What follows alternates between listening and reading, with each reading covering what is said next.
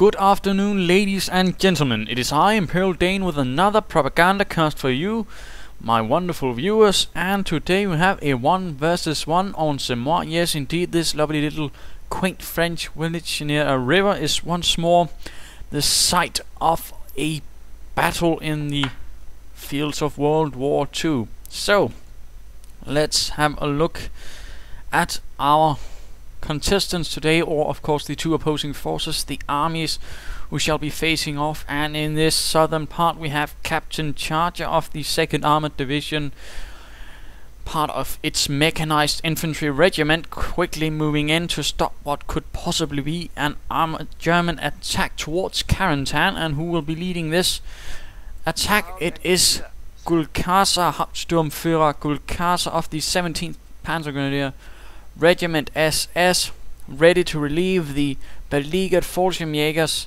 in Carentan. He's moving towards it, but has been intercepted by elements of the 2nd Armored Division, and they will now duke it out here in this small French village. So, let's get this started, shall we? Kettenkrad start from Mr. Gulcasa, Hauptsturmführer.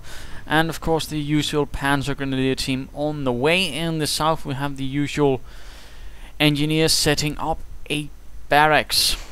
So while all this is going on, and we can of course just admire this nice little flak feeling if we want to, crewed by heavy infantry.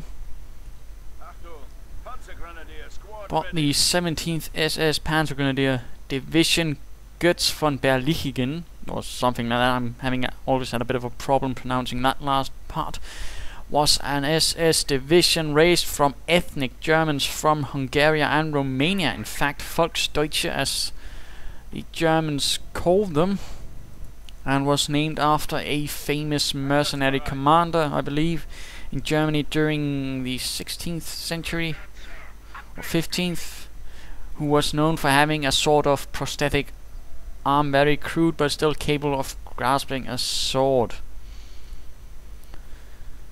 And they fought during Normandy quite a lot, suffered heavily, attacked for example during Carentan, and you'll meet them during the campaign, in fact, where they have to hold it against a German counterattack. So a bit of excitement there. Numerous Panzer Grenadiers moving towards the south and a rifleman team moving north, so that's certainly going to be a bit of contention there.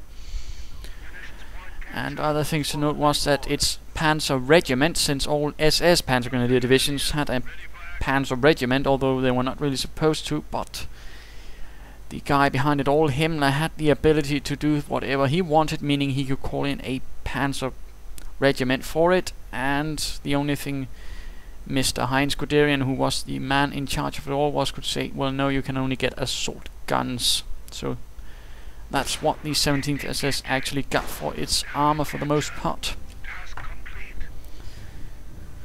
And we have the first engagement. Panzer Grenadiers firing away at these riflemen, who are quick to divert away from the church where the Panzer Grenadiers are holding out.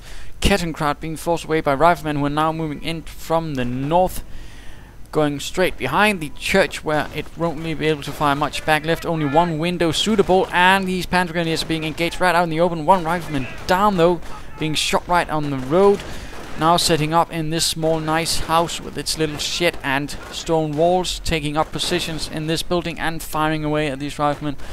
A rather nice position between these buildings, although the riflemen are doing their best to avoiding this one.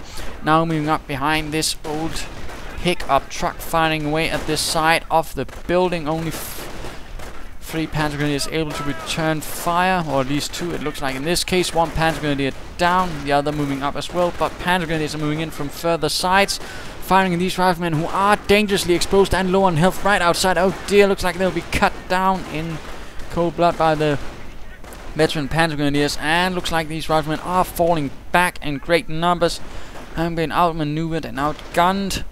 The 17th SS Ausklauens element has cleared out bits here, and we see another rifleman team moving in, setting up positions in the church against this Panzer Grenadier force. And we also see a forward barracks being set up, or a forward post. I'm not entirely sure I can remember the name of this. It works partly like the forward barracks of the Americans and the Wehrmacht, except you can't train troops, and with the defensive operation upgrade it can actually heal nearby troops.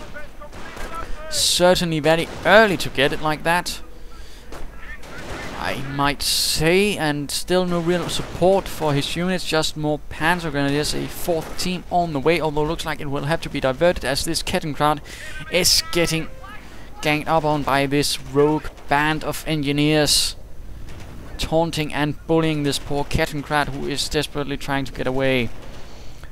Riflemen still holding out, killing 2 Panzer Grenadiers. That's quite a trade-off there, in particular since Panzer Grenadiers are very expensive to enforce 45 manpower per Panzer Grenadier, which is not really a good exchange when you consider you didn't get many riflemen in this case, and you really don't want to be caught up in a straight-up fight, slugfest with the Americans or any other force, since in the long run it will bleed you dry in manpower.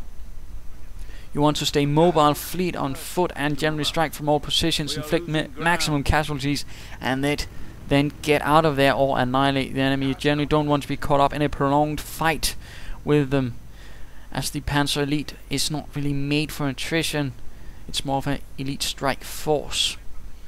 So, Panzer Grenadiers pulling back here to once more, using this as a strong point. Riflemen charging in, quickly getting back behind this wooden fence, getting some protection. Panzer Grenadiers sneaking out here, apparently hoping to stop some of these riflemen who are getting a bit loose on the territories. Panzer Grenadiers now being surrounded, plenty of riflemen moving in, outnumbering these Panzer Grenadiers heavily. Plenty of Gewehr 43s being equipped, although Gewehr 43s aren't really that great at the moment. And oh dear, BARs have been researched and given out to the riflemen, meaning they have a lot more firepower now, which will certainly outgun these Panzer Grenadiers heavily. 1 Panzer Grenadier already down, and only 1 rifleman down already, another down though, so slowly equalizing things. And oh dear, caught out in the open road, but defensive operations are ready and out. Certainly not good. And at the same time we have 1 rifleman team going straight for this fuel point and decapping it, meaning the Panzer Elite will be denied. The 17th SS reconnaissance element will be denied further fuel, not good at all. Gulcasa will really need to straighten this up, and we see another Panzer Grenadier team out, but no support weapons, no half tracks, no scout cars, no anything at the moment. Certainly a bit disconcerting, as really it's not going to be an equal fight in the long run, as more riflemen are moving in and gunning down these Panzer Grenadiers, although it looks like these riflemen are in a slightly unfortunate situation, losing a few men and forced to pull back, but the rest of the riflemen are moving about, seizing points, and there's only 1 team of Panzer Grenadiers to really do anything about it. And still this team is caught down here, being held up by this single team of riflemen, which is certainly most advantageous for Captain Charger to be able to use 1 team of riflemen to tie down this many Panzer Grenadiers. That's certainly a good exchange, even if he suffers some losses while costing much to the same time, because at the same time all of his troops can wreak havoc freely. And we see further Panzer Grenadiers moving up here to try and stop these riflemen, but already 1 Panzer Grenadier down and the other team is heavily wounded. Looks like the riflemen are pulling back here, and Gulcasa's Panzer Grenadiers are on the move slowly, and we see another Gewehr 43 perhaps going a bit too heavily for them. I feel perhaps should have saved the munitions for something else. Panzer Grenadier team pulling back here in the north, while this other team is trying to do something about these riflemen. Grenade going up, meaning that Mr. Charger has researched grenade, pineapple grenades out for the Americans. And we see a mine as well, quite fiendishly done by the American, and nicely done as well, knowing that this would be a prime target for the Panzer Elite to try and cut off all of this from the main supply line, and of course deny those resources to the Americans alongside the population cap. Very nice job, certainly costing 1 Panzer Grenadier for only the cost of 25 munitions. And certainly a much better usage of munitions, I think, than Mr. Gulcasa's use of Gewehr 43s. Looks like this team of riflemen may go down or not, and these Panzer Grenadiers have stopped seizing this point, not good at all. And at the same time now out in the open, while although a bit of cover from this explosion from the mine, but still not good at all, in particular when riflemen are moving in with BARs, pulling back towards this forward post. Now seeing a Kampfgruppe Kompanie. I wonder what we will see. Infantry half-track, perhaps that would certainly be advantageous, nice, and give some additional firepower to his troops. Perhaps no, a Panzer upgrade. I'm not entirely sure I'd do that, in particular since there's no threat of current armor really from the American or an armored car, since BARs and pineapple grenades have been researched. That's quite a lot of fuel, which certainly won't be going towards supply yards or a motor pool right away. So keep that in mind. And we see a Panzer support command as well. A bit curious, still nothing really going for anything that can really give him the edge, or at least some additional firepower against all of this infantry which is being thrown against him. And Charger has currently 4 rifleman teams on the field, all with BARs. That's a lot of firepower compared to these Panzer Grenadier teams with Gewehr 43s. And we see these rifle engineers being forced back by Panzer Grenadiers. Heavy losses, 1 rifle engineer left back screaming in pain, his squeeze gun besides him, unable to use it due to pain. And now we see a large platoon of riflemen, or at least large squad, moving out. 18 riflemen all in all. BARs for everyone and grenades, certainly going to be able to do quite a lot. And what is there to hold them back? Only 1 team of Panzer Grenadiers in this building with Gewehr 43s firing away at these exposed riflemen. Will they kill some? Apparently not. Now being quickly outmaneuvered, riflemen at all sides. Further Panzer Grenadiers moving in though, but we see grenades are being thrown.